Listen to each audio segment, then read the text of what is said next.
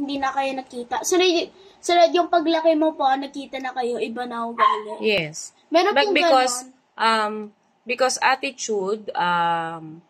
attitude changes along the way. Kasi mas marami silang na-experience before na nagturo sa kanila ng lesson. Just like with us. Diba? Dati ang dami nating kaibigan, ang dami nating mga ang dami nating kaibigan, pero nung binigyan tayo ng pagsubok, no one stands beside us. Tayo pa rin ang lumaban para sa sarili natin. Sa ating tatlo, tayong tatlo lang ang sa inyo lang ang kumakapit. 'Di ba?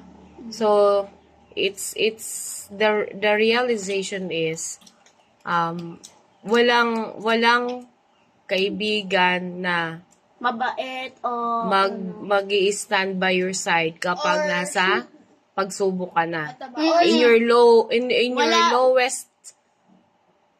lowest moment of your life, you will stand alone. So you have to learn to stand alone. Pero po